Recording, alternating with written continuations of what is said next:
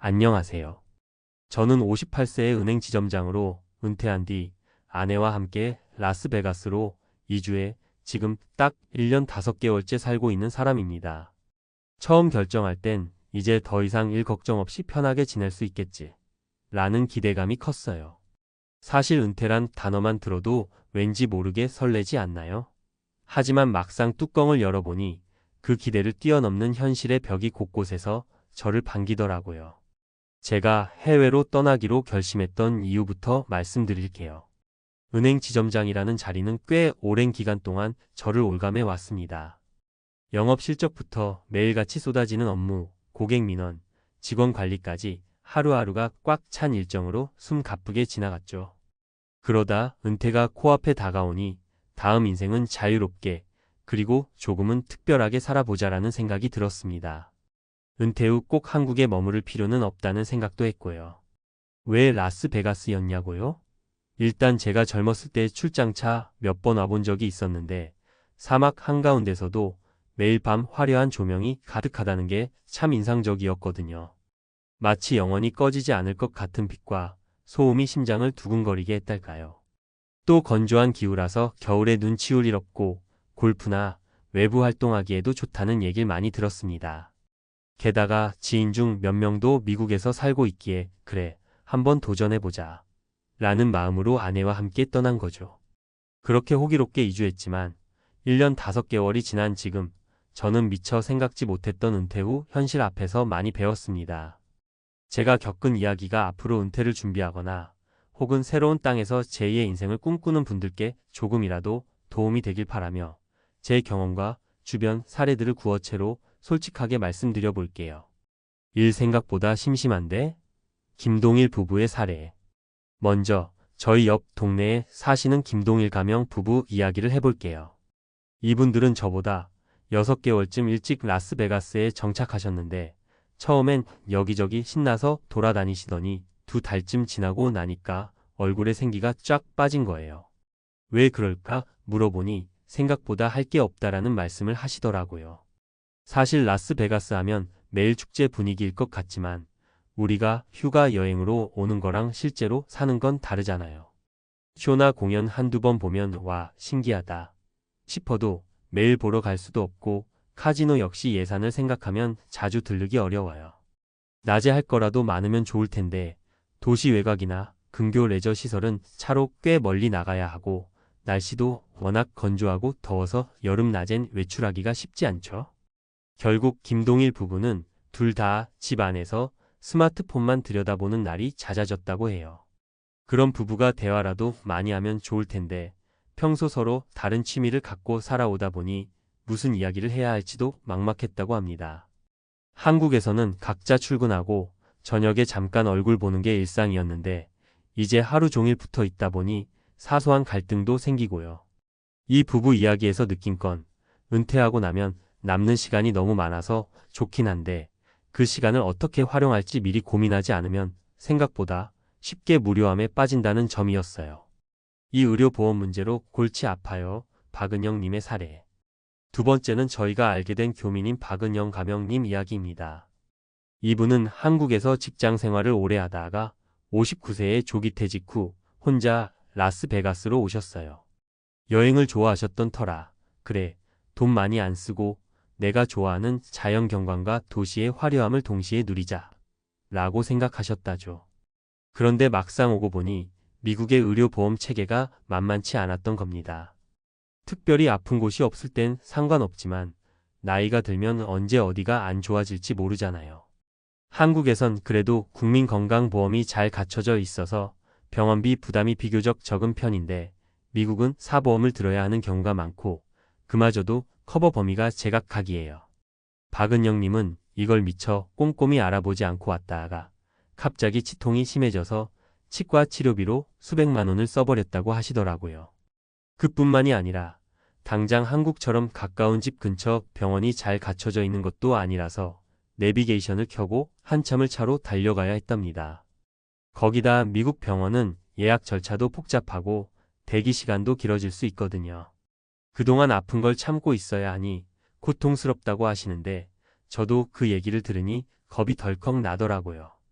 결국 박은영님은 지금은 한국과 미국을 오가면서 건강검진이나 치료가 필요할 때는 한국에 돌아가 받는 방식을 택했다고 합니다. 물론 라스베가스의 삶 자체는 만족하시지만 의료 문제만큼은 은퇴 후 해외 이주를 고려하시는 분들이 꼭 사전에 살펴봐야 할 부분이라는 게 이분의 결론이었어요. 3. 이곳에서 부부가 더 친해졌어요. 오승철 부부의 사례.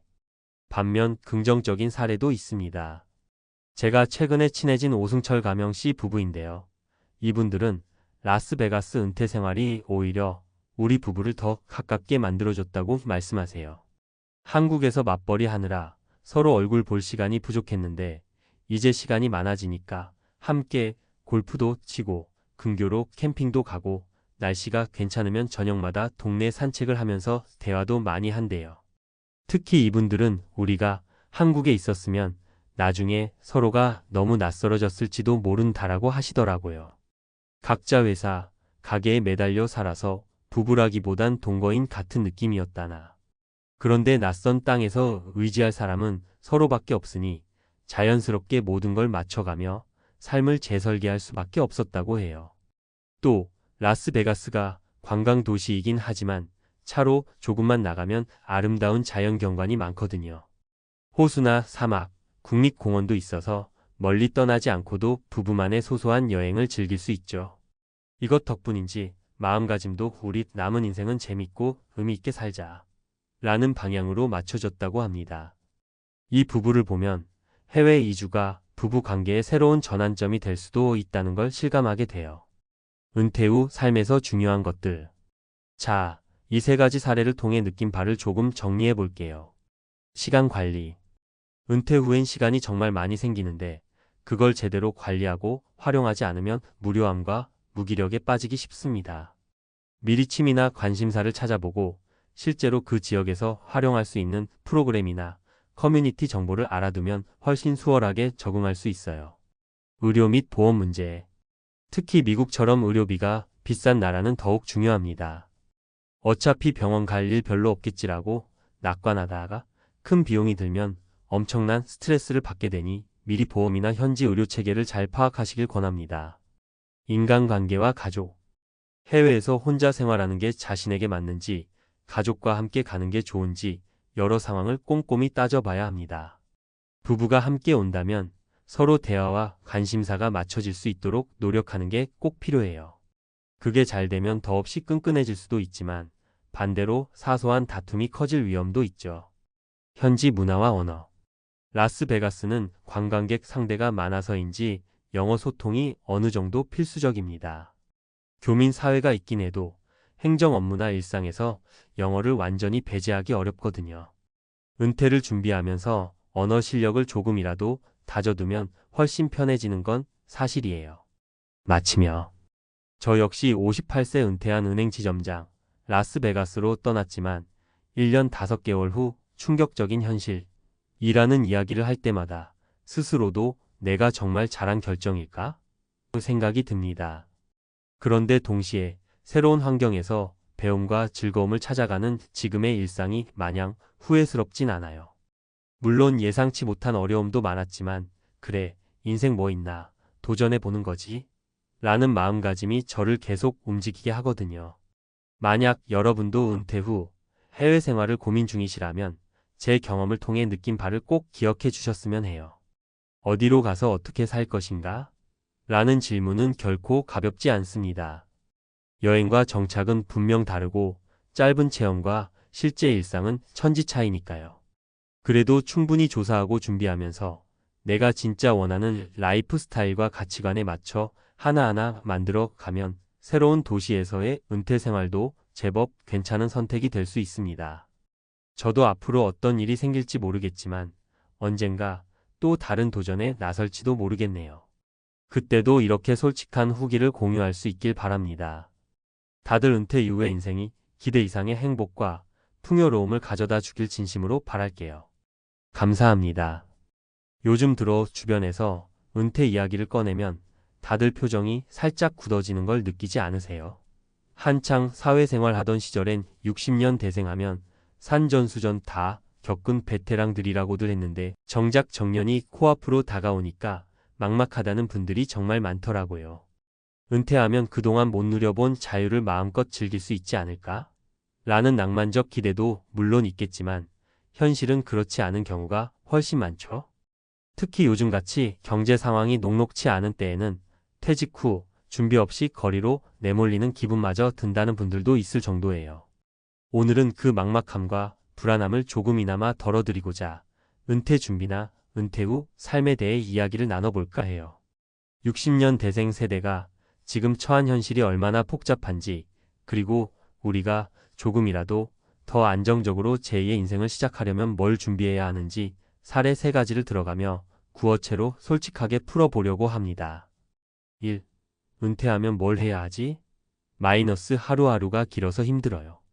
먼저 첫 번째 사례로 우리 고등학교 때 같이 야간 자율학습까지 함께했던 친구어가 떠오릅니다.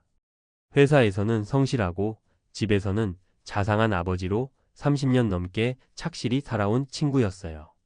그런데 정년퇴직하자마자 드디어 쉰다 하고 좋았던 것도 잠시, 막상 집에만 있으려니 무료함이 금방 덮쳐왔대요. 하루 이틀은 아침 늦게 일어나 TV 보고 친구들 만나서 차 한잔하는 게 좋았는데 한 달 정도 지나니까 사람도 자주 못 만나고 할 일도 없어서 우울감이 밀려오기 시작했다는 겁니다. 내가 여기서 뭐 하고 있는 거지? 하는 생각이 들면서부터 저녁에 가족들 맞이할 때도 표정이 어두워지고 아내와 말다툼이라도 하면 내가 지금 무기력해서 그렇구나 하고 스스로 자책하게 되었다고 하더라고요. 어의 이야기를 듣다 보니 은퇴 후 가장 큰 문제 중 하나가 바로 시간 관리와 정서적 공허함이라는 점이 느껴졌어요. 진짜 의외로 할 일 없는 시간이 많으면 그게 괴로워집니다. 무엇보다 우리의 정체성이 회사원이든 직장인이든 일을 하는 사람이라는 데 맞춰져 있던 경우가 많으니까요. 어떻게 대비해야 할까? 취미활동 미리 찾아두기. 은퇴 전에도 주말이나 휴가 때 할 수 있는 취미를 미리 즐겨보는 게 좋아요. 시간이 남아도는 상황에서 갑자기 뭔가를 찾으려면 어려울 수 있거든요. 일정한 루틴 만들기. 은퇴 후에도 아침에 일어나서 가벼운 운동을 하고 일정 시간에 집안일을 하거나 친구와 약속을 잡는 식으로 루틴을 만들어두면 무기력증을 덜 수 있습니다. 커뮤니티 참여, 동호회, 봉사단체, 시니어 커뮤니티 등 다양한 모임에 참여해보세요. 은퇴 후 새로운 사람들과 교류도 하고 정보도 얻을 수 있거든요. 2. 경제적 부담은 어쩔 거야? 마이너스 괜찮겠지 했다가 큰 코 다쳤어요. 두 번째로는 제 선배 B의 경험을 말씀드릴게요. B 선배는 60년대 중반생으로 전에 대기업에서 꽤 좋은 직책에 있었다가 작년에 은퇴했습니다. 퇴직금도 좀 받고 그동안 모아놓은 돈도 어느 정도 있어서 몇 년은 괜찮겠지 하고 안심했다고 해요. 그런데 막상 은퇴 후 1년이 지나 보니 생각보다 돈이 너무 빨리 줄어들어서 깜짝 놀랐다고 합니다. 퇴직 후에도 고정 지출이라는 게 계속 있잖아요. 생활비, 각종 보험료, 가족들 지원 자녀 결혼 자금, 교육비 등 같은 비용은 오히려 은퇴 전에 미리 똑똑하게 준비하지 않으면 갑자기 확 몰려올 수가 있죠. B 선배 같은 경우는 퇴직금으로 소규모 식당을 해볼까 했다가 코로나 시기에 접어들면서 큰 손실을 봤는데 그 뒤로도 생활비는 계속 나가니까 불안감이 커졌다고 해요. 또 막상 창업을 한다 해도 나름 회사에서 오랫동안 일했다고 해서 사업을 제대로 운영하기란 쉽지 않습니다. 대부분 전문가가 아닌 이상 퇴직금 적금 털어 창업했다가 실패하면 2차, 3차 충격이 연이어 오더라고요. 어떻게 대비해야 할까? 재무 계획 세우기. 은퇴 나이가 가까워지면 재무상담사나 관련 전문가와 상의해보는 것도 방법입니다. 모아놓은 자산을 어떻게 분배하고 굴릴지, 퇴직금은 어떻게 활용할지 세부적으로 계획해야 해요. 과감한 지출 줄이기. 은퇴 후에도 예전 수준으로 쓰면 금방 자금이 바닥날 수 있어요. 전기료나 통신비, 보험료 등 아낄 수 있는 부분을 꼼꼼히 따져보고 불필요한 지출을 과감하게 줄여보세요. 투자보다 안전 먼저. 무리한 투자나 창업은 신중히 생각해야 합니다. 남들이 좋다고 해서 무턱대고 뛰어들면 낭패 보기 쉽거든요. 가장 중요한 건 안정성이라는 걸 잊지 마세요. 3. 사회적 역할 상실의 두려움. 마이너스 그래도 내가 한때는 세 번째로 우리 유씨 아저씨 얘기를 해볼게요. 동네에서 늘 손잡고 다니며 밝게 웃으시던 분이었는데 한동안 뵙기 어려워서 걱정이 됐죠. 알고 보니 회사에서 퇴직하고 나서 이제 난 더 이상 쓸모가 없나 보다라는 생각이 들어 한동안 집 밖을 안 나가셨답니다. 회사 다닐 땐 과장, 부장, 이사 이렇게 명함에 붙은 직급이 나를 나타내주고 그 직책 안에서 스스로 존재 가치를 느끼기 쉬웠죠. 그런데 은퇴를 하니 내가 이 사회에서 어떤 역할을 맡고 있는지 스스로 정의하기 힘들어진 거예요. 나에게 아직 쓸모가 있을까? 하고 불안해하는 심정, 우리도 언젠가는 충분히 겪을 수 있습니다. 조금 마음이 안 좋아지면 이제 내가 뭘 해도 늦었어라는 자포자기까지 하게 되기 쉽거든요. 하지만 막상 한 발 내딛고 보면 아직 우리가 할 수 있는 일이 정말 많다는 걸 깨닫게 되죠. 어떻게 대비해야 할까? 새로운 정체성 찾기 직장인, 부모, 가장 외에도 내가 잘할 수 있는 다른 역할을 스스로 만들어 보는 거예요. 예를 들어 동네 주민센터에서 아이들 독서지도 봉사를 하면서 좋은 선생님이 될 수도 있고 온라인으로 재능기부 활동을 하면서 시니어 멘토가 될 수도 있습니다. 자신의 경험을 나누기 60년 대생들이라면 몇십 년씩 쌓아온 노하우가 있잖아요. 이걸 문서화해서 블로그나 유튜브에 공유하거나 지역 커뮤니티에서 강의를 해보면 나는 아직도 할 수 있다는 자신감이 생길 거예요. 사회적 관계 유지 나이가 들어도 계속 새로운 사람들을 만나고 또 예전 동료들과도 교류를 이어가는 게 중요합니다. 그 안에서 얻는 심리적 안정감이 큰 힘이 되거든요.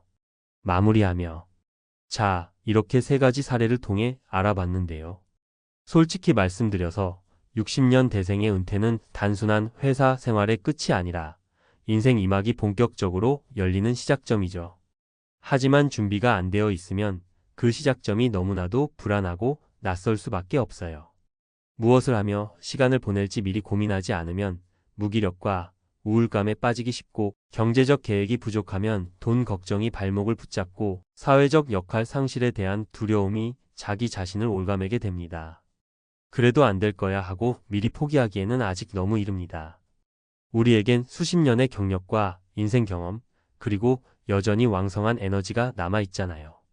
건강관리만 잘하고 내게 맞는 활동이나 직업을 찾아서 꾸준히 준비해 나간다면 퇴직 후에도 충분히 의미 있고 보람찬 시간을 보낼 수 있습니다. 가장 중요한 건 혼자 고민하지 말 것이에요. 비슷한 고민을 하는 친구나 선후배, 가족 또는 전문가와 함께 머리를 맞대고 정보를 나누고 생각을 나누다 보면 의외의 해결책이 툭 튀어나오기도 합니다.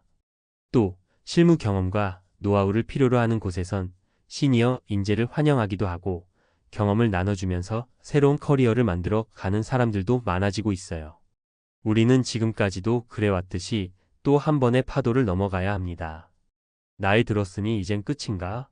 하고 좌절하기보단 은퇴는 준비 없는 끝이 아니라 새로운 시작이라고 생각하는 게 좋을 것 같아요. 막상 시작해보면 생각보다 훨씬 즐겁고 의미 있는 길이 펼쳐져 있을지도 모르잖아요.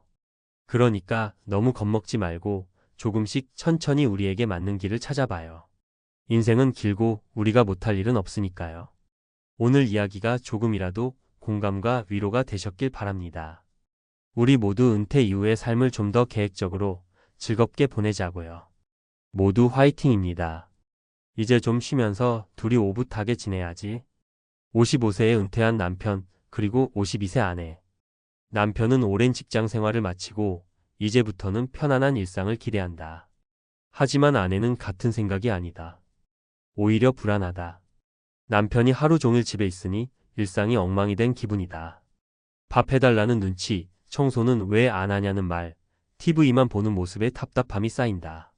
남편 역시 불만이다. 회사에서는 인정받았는데 집에서는 쓸모없는 사람 취급을 받는 기분이다. 결국 말 한마디, 사소한 행동이 갈등을 부르고 오랜 부부 생활이 흔들리기 시작한다. 결혼 후 수십 년을 함께 살아왔지만 은퇴 후 처음으로 이 사람과 계속 살아야 하나? 라는 생각이 스쳐간다. 이 이야기는 특정한 한 부부만의 문제가 아니다. 수많은 부부가 은퇴 후 같은 위기를 겪는다. 대체 왜 이런 일이 벌어지는 걸까? 그리고 어떻게 하면 은퇴 후에도 부부가 행복하게 지낼 수 있을까? 오늘 우리는 이 문제를 현실적인 사례 3가지와 함께 깊이 이야기해 보려 한다. 본론 은퇴 후 부부 갈등이 벌어지는 이유와 해결책. 사례 1. 난 좀 쉬고 싶은데 집이 더 피곤해. 주인공 55세 은퇴한 남편과 52세 전업주부 아내. 김 씨는 대기업에서 30년간 일했다. 직장에서는 능력 있는 부장이었고 후배들에게 존경받았다. 하지만 은퇴 후 집에서는 사정이 달랐다. 이제 좀 편히 쉬고 싶다는 생각에 그는 하루 종일 소파에 앉아 TV를 보거나 친구들과 등산을 다녔다. 하지만 52세 전업주부인 아내는 달랐다. 이제 당신도 집안일 좀 도와야지. 내가 30년간 일했는데 좀 쉬면 안 돼? 나는 30년 동안 집안일을 했어. 그럼 난 언제 쉬어? 아내의 불만이 커졌다. 남편은 퇴직 후 집에만 있으면서 아무것도 하지 않고 오히려 자신을 더 힘들게 만든다고 느꼈다. 남편은 자신을 쓸모없는 사람 취급하는 것 같아 점점 기분이 나빠졌다. 결국 사소한 다툼이 잦아졌고 부부 사이는 점점 멀어졌다. 해결책. 쉼과 역할의 균형 맞추기. 은퇴했다고 모든 것을 내려놓는 게 아니다. 남편도 집안일을 분담하고 서로 쉬는 시간을 배려해야 한다. 새로운 일과 만들기. 무조건 쉬는 것보다 은퇴 후 새로운 목표, 취미, 봉사활동, 파트타임 일자리 등을 찾는 것이 중요하다.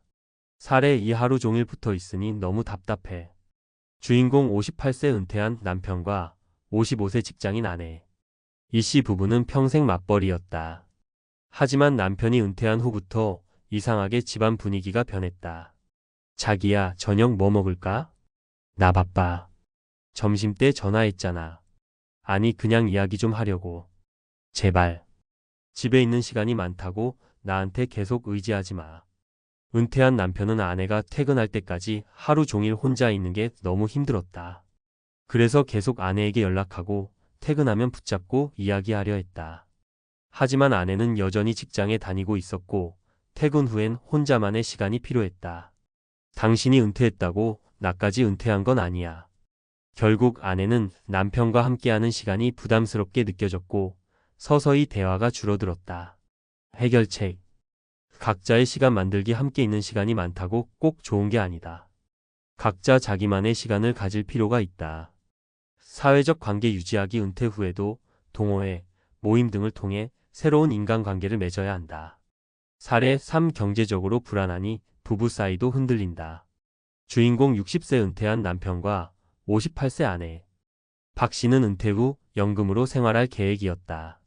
하지만 예상보다 물가가 올라가고 생활비가 부족했다. 이제라도 일해야 하는 거 아니야? 나이 먹고 무슨 일을 해? 우리 생활비가 모자라잖아. 은퇴 후 경제적 불안이 찾아오면서 부부 사이는 급격히 나빠졌다. 예전에는 함께 미래를 이야기하며 웃었지만 이제는 돈 문제로 싸우는 일이 많아졌다. 해결책. 은퇴 전 철저한 재정 계획 세우기. 은퇴 후의 생활비를 구체적으로 계산하고 연금이나 투자, 소득원을 미리 확보해야 한다. 가계부 작성과 예산 조정. 현실적으로 필요한 생활비를 점검하고 씀씀이를 줄이는 것도 중요하다. 결론. 은퇴 후에도 부부가 행복하려면 은퇴 후 부부 갈등은 단순히 많이 붙어 있어서 생기는 문제가 아니다. 역할 변화에 적응해야 하고 각자의 시간이 필요하며 경제적 준비도 충분해야 한다. 결국 은퇴 후 부부 생활은 함께하는 새로운 인생을 다시 설계하는 과정이다. 은퇴를 맞이한 당신은 배우자와 충분한 대화를 나누고 현실적인 대비를 하고 있는가? 만약 그렇지 않다면 지금부터라도 준비하자. 은퇴 후 진짜 행복한 부부가 되기 위해서. 전문가 칼럼. 은퇴 후 부부 생활, 행복하게 사는 법. 은퇴 후 부부 갈등은 생각보다 흔하다. 오랜 직장 생활을 마치고 편안한 시간을 기대했지만 막상 현실은 다르다. 하루 종일 얼굴을 맞대며 살아가야 하는 상황에서 사소한 오해가 쌓이고 갈등이 깊어지는 경우가 많다. 은퇴 후 부부가 행복하게 지내려면 어떻게 해야 할까? 오늘은 은퇴 전문가로서 실질적인 해결책을 제안해 보고자 한다. 첫 번째 원칙. 은퇴 후 부부는 파트너가 아닌 동반자가 되어야 한다. 많은 부부가 은퇴 후에도 예전과 같은 관계를 유지하려고 한다. 하지만 결혼 생활 3040년이 흐르는 동안 우리는 자연스럽게 변했다. 남편과 아내의 역할이 바뀌었고 서로의 필요도 달라졌다. 은퇴 후에는 파트너 관계에서 동반자 관계로 전환해야 한다. 전문가의 조언 부부의 역할을 다시 정리하라.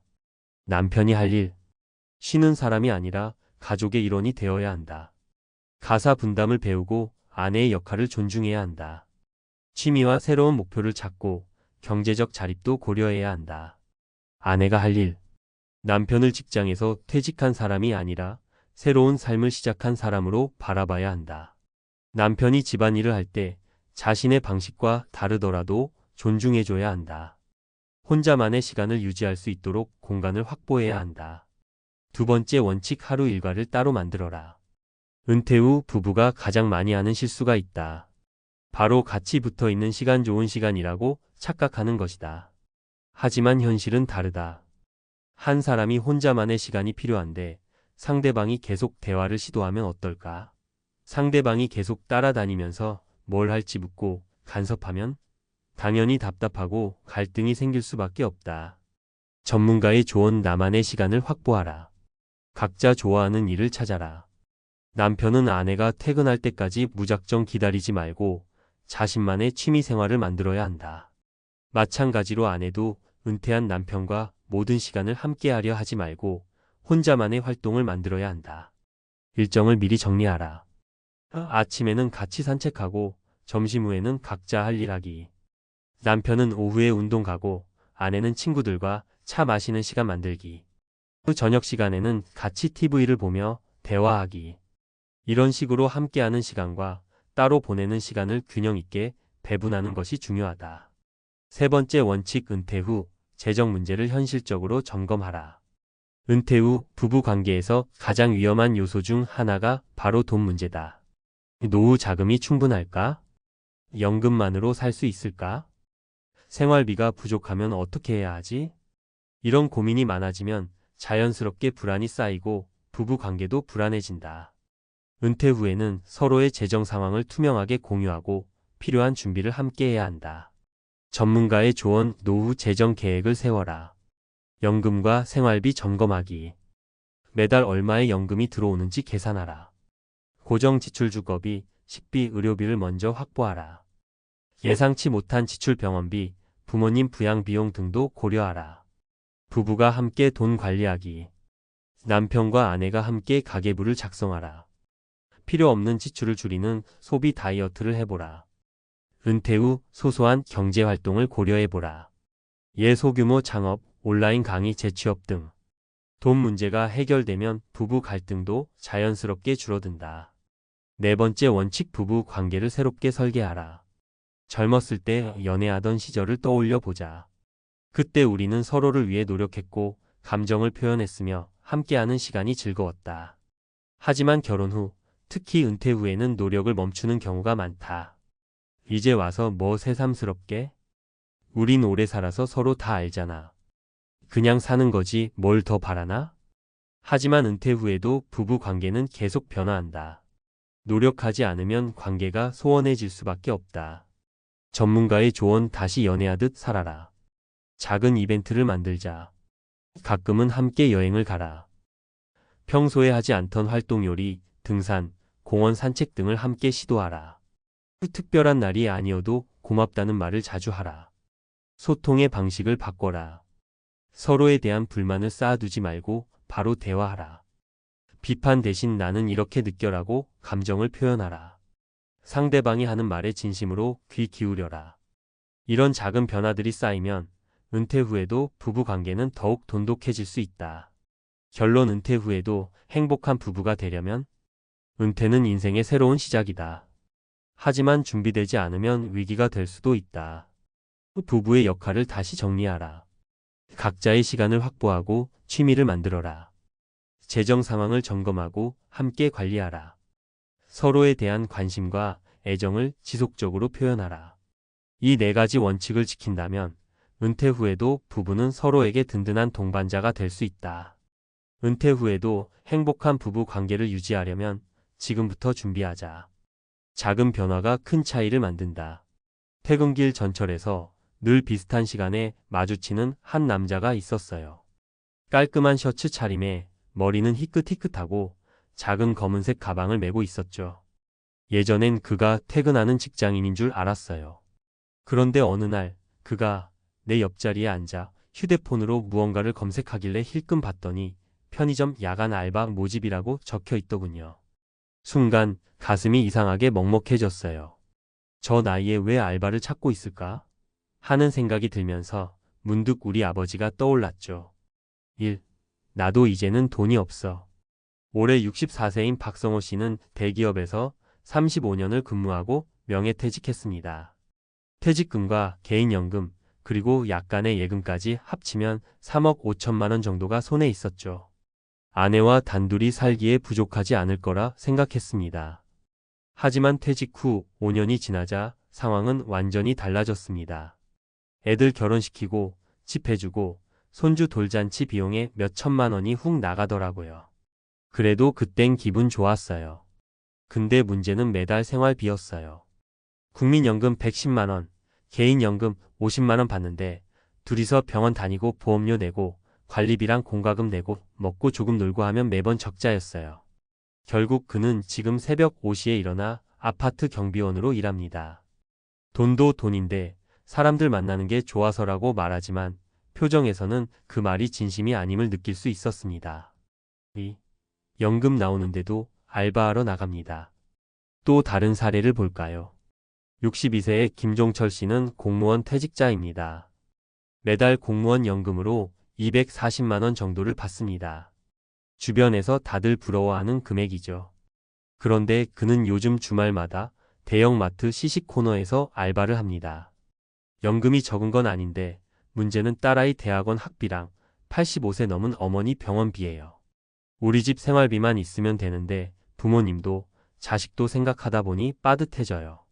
퇴직하면 부모 부양에서 벗어나리라 생각했지만 현실은 달랐습니다. 어머니 병원비만 매달 90만 원, 딸의 대학원 등록금과 생활비 지원에 한 학기 700만 원. 결국 내 노후 자금을 까먹는 삶이 이어졌고 그는 일주일에 이틀이라도 시식 알바를 나가서 월 4,050만 원을 보태고 있습니다.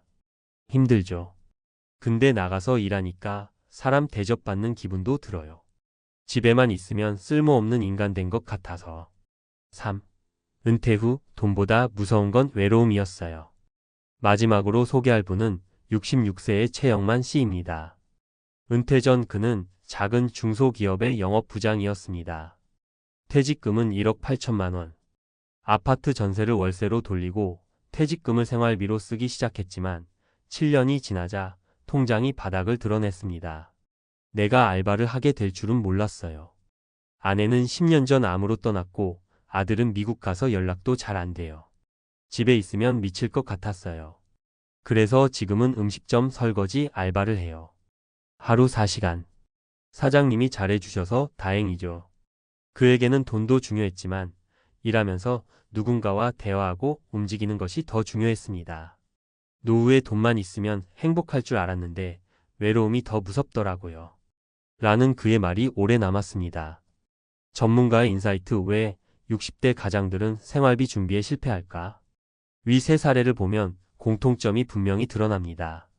첫째, 노후 생활비의 현실적 규모를 과소평가했다는 점입니다. 통계청 가계조사에 따르면 60대 부부 기준 월 평균 지출은 약 260만 원입니다. 그런데 국민연금만 받는 경우 10만 130만 원 수준, 개인연금까지 합쳐도 200만 원 초중반이 일반적입니다.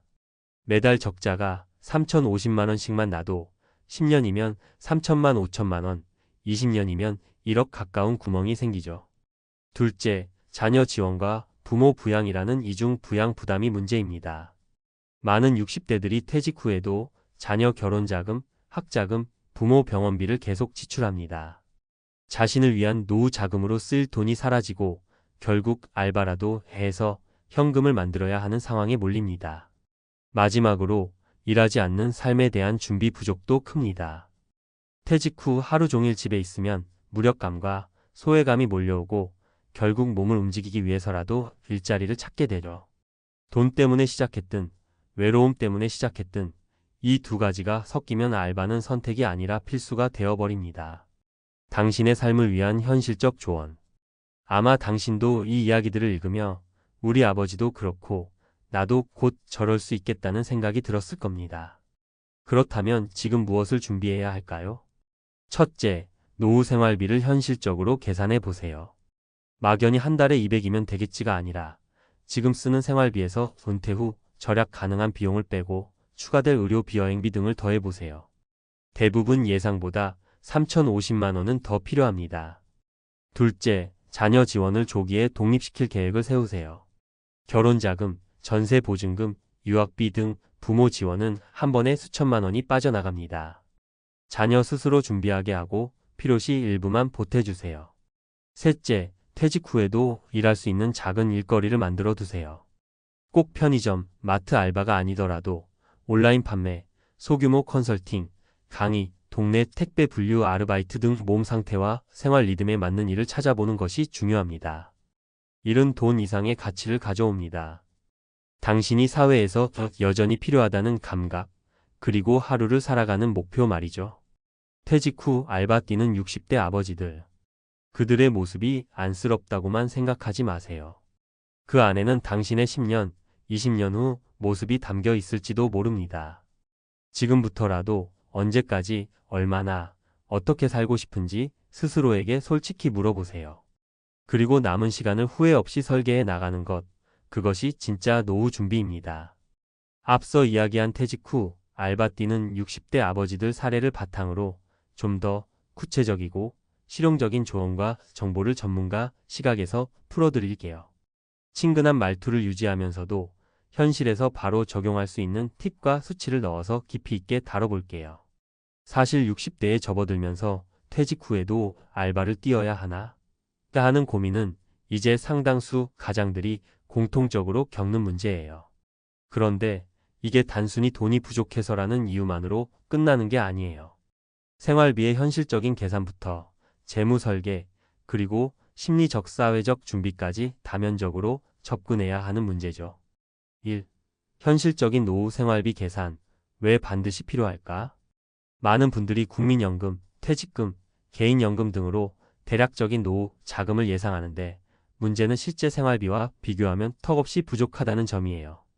예를 들어 국민연금 평균 수령액은 부부 기준월 약 110만 원, 개인연금이나 퇴직금에서 월 50만 100만 원 정도를 더한다 해도 대략 160만 210만 원 수준이죠.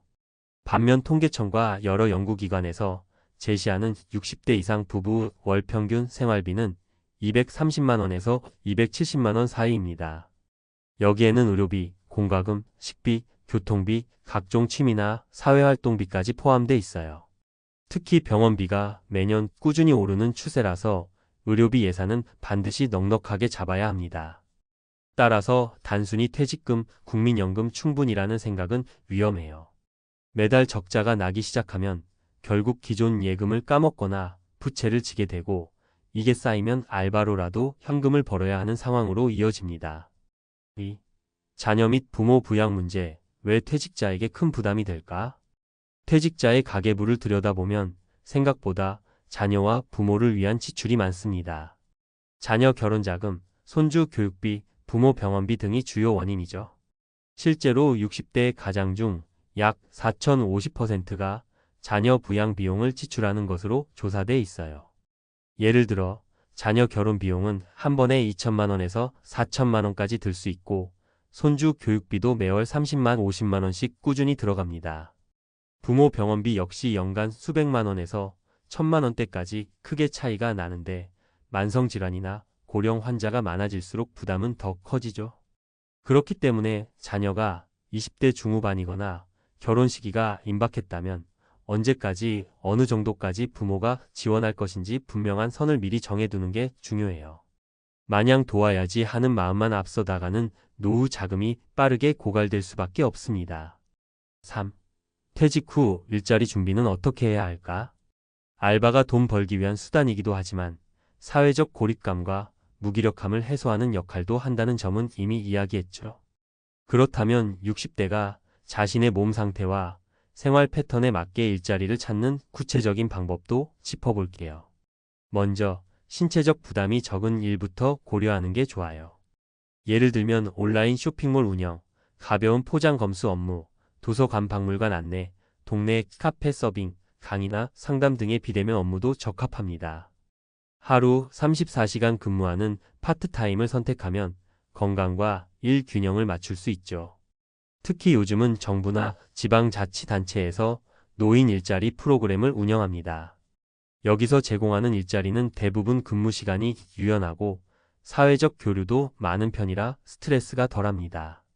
예를 들어 서울시 어르신 일자리 사업 같은 곳에 문의해보면 실제 알바 이상의 수익과 사회적 만족도를 얻는 사례가 많아요. 마지막으로 알바를 뛰면서도 재무 상태를 꼼꼼히 기록하는 습관을 들이세요. 매달 들어오는 돈과 나가는 돈을 명확히 알면 불필요한 지출을 줄이고 더 안정적인 재무 계획을 세울 수 있습니다. 4. 노후 준비에 실패하지 않기 위한 핵심 팁? 생활비 지출 내역을 매달 점검하세요. 고정비부터 변동비까지 상세히 기록하고 어디서 얼마를 줄일 수 있는지 스스로 파악하는 게 첫걸음입니다. 실제로 60대 은퇴자 중 30% 이상이 지출 내역을 따로 관리하지 않아 금전적 위기에 놓인다는 통계가 있습니다. 재무 전문가 상담을 주기적으로 받으세요. 특히 퇴직금 운용, 연금 수령 시기 조정, 세금 절감 방법 등은 전문가 조언이 꼭 필요합니다. 60대가 흔히 하는 실수 중 하나가 한번 정한 재무 계획을 바꾸지 않는 것인데 경제 상황과 본인 건강 상태에 맞춰 유연하게 계획을 수정해야 합니다. 건강보험과 장기 요양보험 활용을 잘하세요. 의료비는 노후 비용 중 가장 예측하기 어렵고 변동폭이 큽니다. 따라서 건강검진, 예방접종, 보험 가입 등을 미리 챙겨야 갑작스러운 지출에 대비할 수 있습니다. 자녀 및 가족과 경제 상황을 투명하게 공유하세요. 감추거나 부담을 혼자 짊어지려 하면 오히려 더 큰 갈등과 경제적 위험이 생길 수 있습니다. 미리 대화를 나누고 서로 현실적인 기대치를 맞추는 게 중요합니다. 마무리하며 60대에 접어든 가장들이 알바를 뛰는 현실은 단순히 노후 자금이 부족해서라는 문제를 넘어 우리 사회가 고령화와 가족 부양 문제를 어떻게 바라보고 지원하느냐에 달려 있다고 봅니다. 당장 월급이 필요해 알바를 시작하는 것도 분명한 현실이지만 중장기적으로는 정부 정책과 개인의 준비가 함께 맞물려야 합니다. 당신이 지금 50대 후반 혹은 60대 초반이라면 오늘부터라도 퇴직 후 내 생활비는 얼마나 필요할까? 자녀 부양은 어떻게 계획할까? 내가 할 수 있는 적당한 일자리는 무엇일까? 이 세 가지 질문부터 스스로 던져보세요. 그리고 주변 전문가와 상담하며 차근차근 답을 찾아가시길 바랍니다. 이 글이 조금이라도 당신의 노후 준비에 실질적인 도움이 되길 진심으로 바랍니다.